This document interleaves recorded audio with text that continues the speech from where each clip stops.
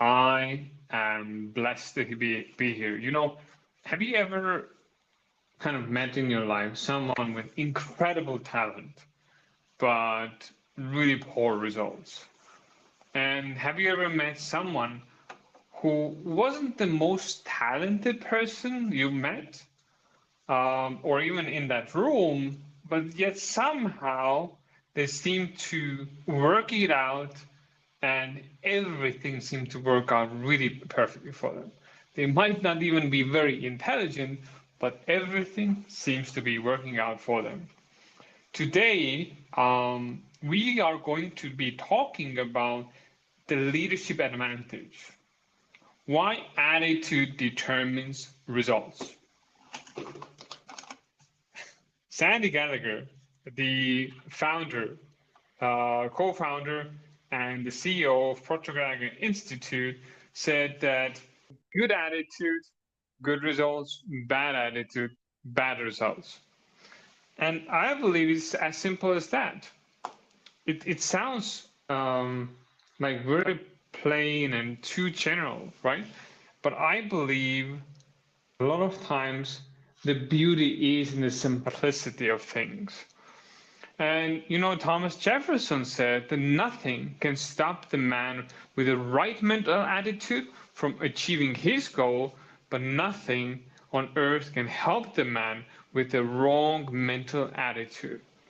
So let's look at what is attitude and how is it impacting not only your leadership, but also your results. So this lesson really completely changed how I understand and how I think about success, about failure, because attitude isn't just something that's about being positive. It's not. A lot of people think that, but it's way, way deeper than that. But let's get into it because Bob Proctor says that attitude is one of the most commonly used and most misunderstood words in English literature. And so, what is attitude? And people say, change your attitude. And they say, have a better attitude, stay positive. Now, while that can be good advice, most people don't really know what the heck to do with it. Because, and this is not only with attitude, because through school, through our early life, we are given advice that is theoretical but not practical. Having a good attitude is a good advice, but it doesn't give you practical application on how to apply it. And so from early on, we grow up and people tell us to have a great attitude without really knowing what a great attitude is or what an attitude actually is. And so almost nobody actually explains what attitude is to you, right? William James said that the greatest discovery of my generations was that human beings can alter their lives by altering their attitudes of mind. Really think about it. Because if changing your attitude changes your life, shouldn't we understand a bit more what this attitude thing is and how is it already impacting our life, impacting our relationships, impacting our communication, impacting the way we lead? We have to really think about this. You have to understand. And so this is probably the biggest takeaway from today's lessons you can have. Attitude is not positive thinking. It is not. Bob Proctor defines attitude as the composite of your thoughts, your feelings, and your actions. And I love this analogy because if someone serves you a cake, maybe you're visiting someone, or maybe you're in a coffee shop and you order the cake, and you don't say, that's great flour, or, oh, that's good spice in it. No, you say that's good cake. And the cake is a combination of all these things put together, all these ingredients, flour, some the sugar, I don't know, whatever, cacao, depends on what cake, maybe some berries. And attitude works exactly the same way. It is the combination of different ingredients put together. It's the thoughts, our feelings, and our actions combined together, binded together, and they create attitude. And they create your vibration. They create a frequency. You know, the feeling is a word we invented to describe the conscious awareness of the vibration we're in. And so you're consciously aware that you are emitting that vibration, and that is your attitude. And so your attitude isn't just what you say, it's the energy you are living in on a daily basis. You know, previous weeks we have talked about the stick version. One of the biggest tools I've definitely learned in my life. And Bob Proctor said this is the most important and most valuable lesson he has learned in his research and study into the works of the mind for close to 60 years. 60 years, can you imagine? Most powerful tools. A lot of the executives that have worked with this said the same thing. He said this, from the business standpoint, has been one of the most important lessons they've learned. And so here's the simple explanation. Conscious mind is your thinking mind, right? It's your thinking mind. Your conscious mind has the ability to think and has the ability to reason, to choose, to gather information, to accept or reject an idea. This is your conscious mind. This is powerful. But because most people believe that they have to accept everything happening around you, they can't do really anything about it. No, that's not the truth. But most people believe that's the truth. So you can reject any idea. You have the capability, you have the ability. Maybe you're not aware of it, but that's why we're here. We're here to become more aware of how can we use these tools that are already given to us in a more effective way. And so, for example, you might want to turn on the news and someone says the economy is terrible, or there's war, or there's chaos somewhere. If you don't like that idea, or if you don't want to accept the idea, you don't have to. You can reject it. And because in every economy, in every crisis, there have been people who are succeeding. Someone is always thriving. During the Great Depression, there was millionaires created. Conditions do not control people. Ideas do. What you accept does. And so when someone brings you something negative, maybe in your workspace, maybe at home, instead of starting arguing with the person, simply use this technique. Say, that's interesting. And change the subject. And maybe you're going to start talking about them, something good about them, what they do good about them, or something they enjoy doing, for example. I remember a time I was picking up my son from school, I think it was last year or the year before, and we were walking back home. It was a short distance, maybe 10-15 minutes, and he was complaining about something, I think, that happened in school. And I immediately shifted his focus. I said, "Oh, how's that game going that you were telling me about?" And you could see immediately, like that, his energy shifted, because he got excited about what he is interested in. And that's why it is so easy to shift people's energy when you start focusing on what they want, what they are excited about. So shift that energy and change the subject. Or you might make a compliment. "Oh, I like the shoes you're wearing today." or I like the way you did this or that, whatever it is, but it has to be natural. It has to be authentic, right? And so you change the subject. Don't internalize whatever negativity is spread around you, right? We have all this information coming, but you and only you have the ability to reject it, right? You don't feed your mind with it. Don't make it your own. Don't own it. You don't. And I love this concept because it's simple and it's practical and it's very powerful. So now comes the very important part, equally important, is the subconscious mind. We talked about the conscious mind. Now we go to the subconscious mind.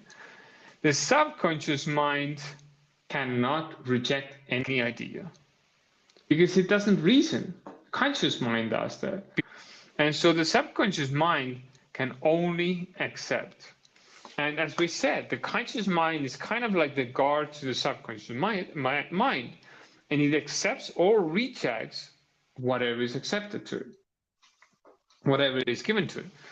And so it accepts everything impressed upon it, subconscious mind, as a real. It has no ability to distinguish between reality and imagination. So it can't tell if you're lying or not, right? And so that's why visualization works. Athletes, look at any top athletes, and you will ask them, all of them are using creative imagination to visualize them accomplishing their performance, them running on the finish line, them doing the jump, or whatever the sport is. They're using that. They have done it for years, for decades actually, and it works. That's why they use it. There was a test done with two test groups of basketball players, and one group was given the task to simply throw hoops, free throw hoops, and another group was done to throw the hoops and also visualize them actually getting all of them in. And what happened is the second group performance was like skyrocketed versus the first one. Why? Because they trained their mind to expect a different result, right? Your mind is a very powerful tool, and we need to learn how to use it.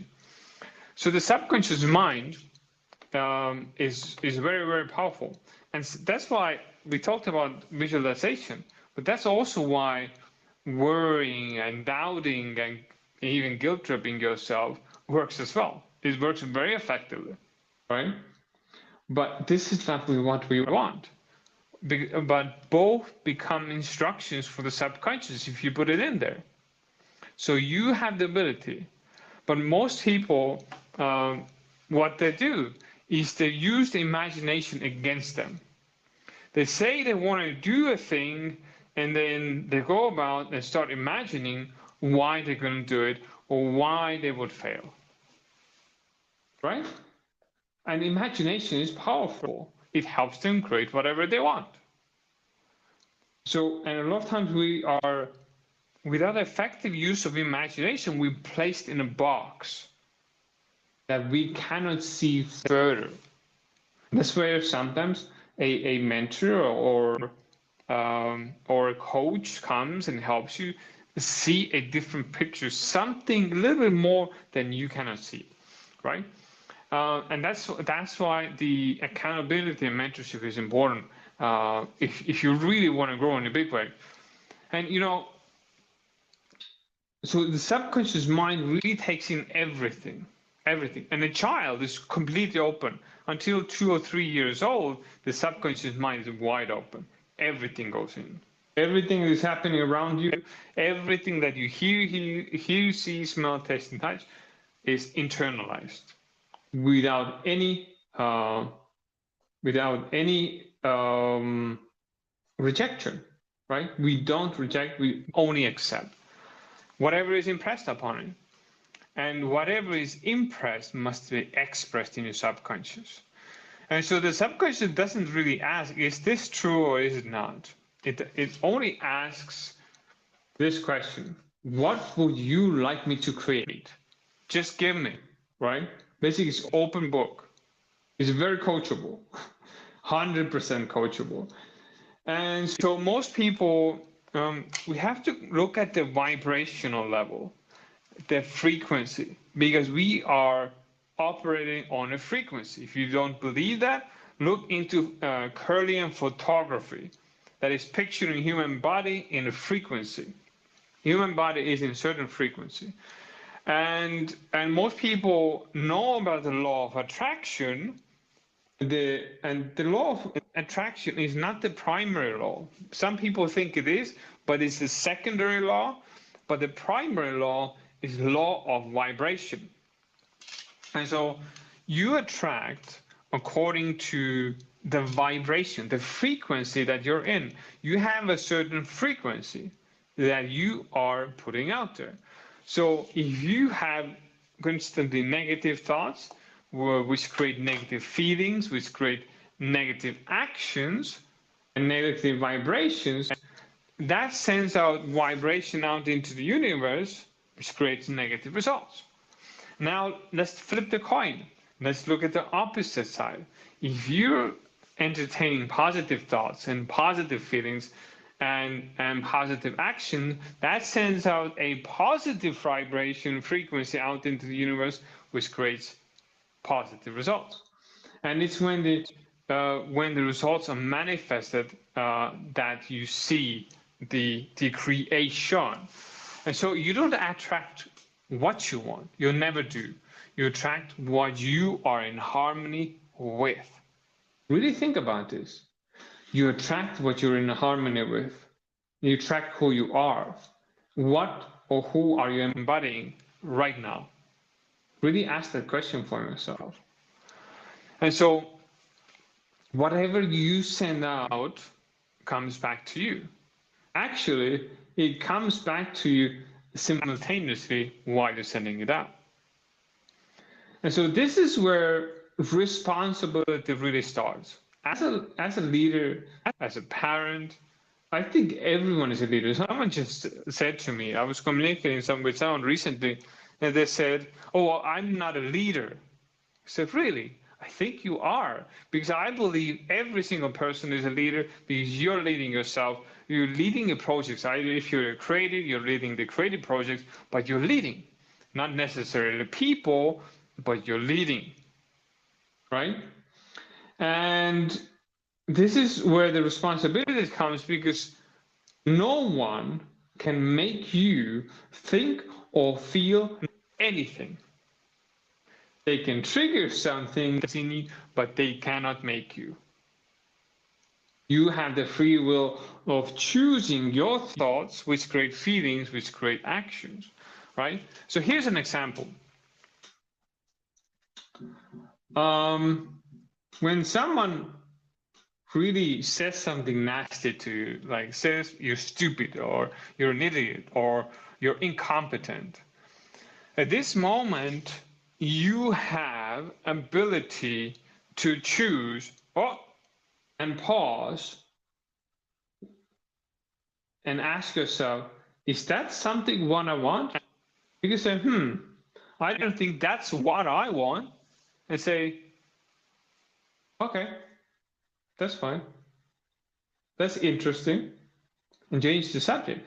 Because you and only you can choose your thoughts. Nobody else can choose it for you. You can choose.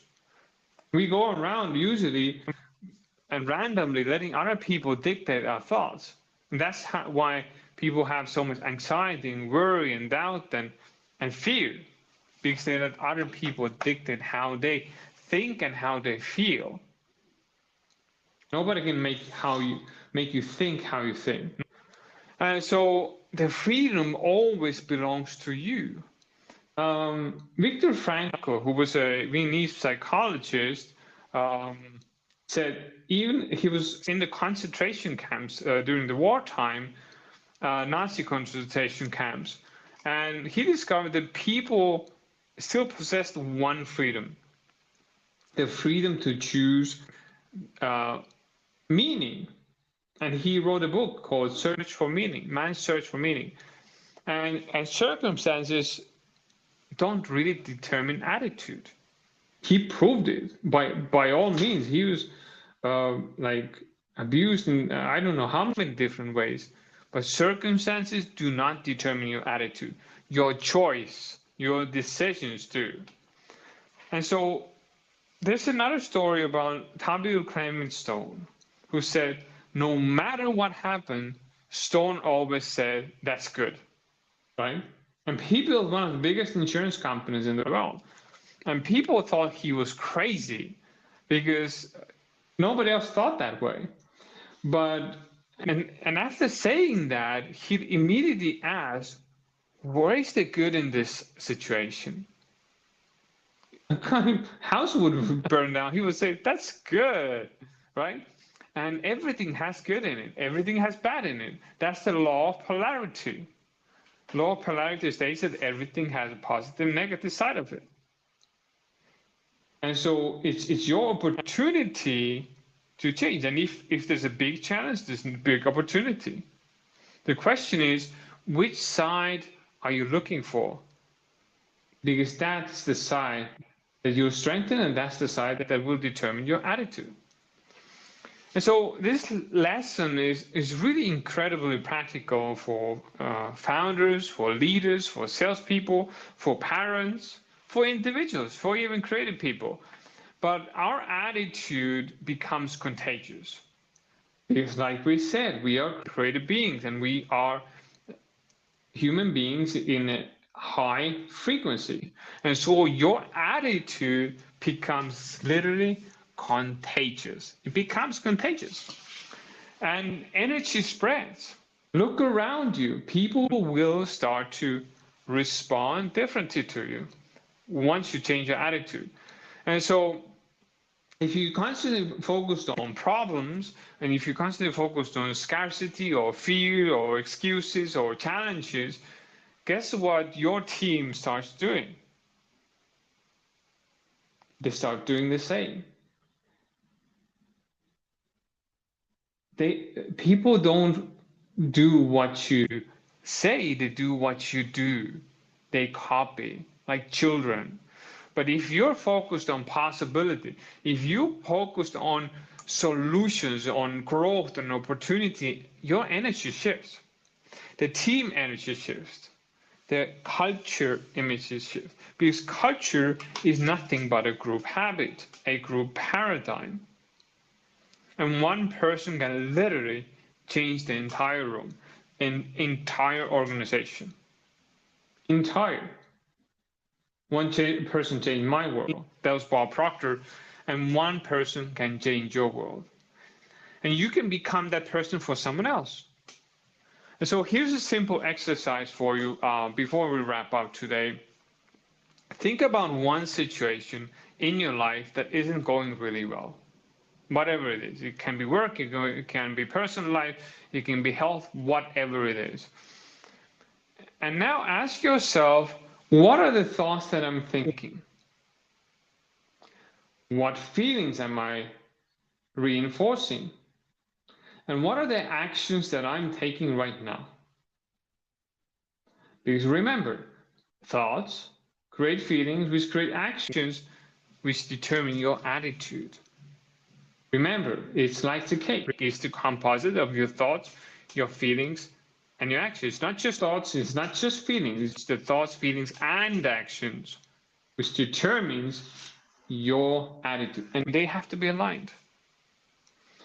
And remember that there is a power flowing through and through you at every single moment. And you have the ability to choose whether to make it positive and you can make it negative, right? And so your conscious mind is the kind of the station where you choose, where you reject the negativity that you do not wish in your life or in your workspace or in your relationships or in your health, your subconscious mind accepts whatever is impressed upon it. And you impress upon it through repetition and through being emotionally involved with ideas. And your vibration determines what and who you attract into your life. And so your attitude is simply, again, the composite of thoughts, feelings, and your actions. And Earl Nightingale called this the magic word. And I truly love that. Because attitude is the foundation of either failure or success. Because whatever you do, either you're a failure or a success, you have an attitude. If you're a failure, you have a failure attitude. If you are a success, you have a success attitude. So here's the question. What is the situation in your life right now where changing your attitude, not circumstances, but changing your attitude could change your results? I want you to really take that question for you. And I will repeat that for you. What is one situation where changing your attitude, not your circumstances, could change your results? Remember, your thoughts create feelings, which create actions, which create results. Change what's happening inside first. It always starts with the inside. And you'll eventually start seeing what's happening on the outside. Thank you for tuning in. This was Stand Up Leadership Wednesday, July 15th. See you next week. Take care.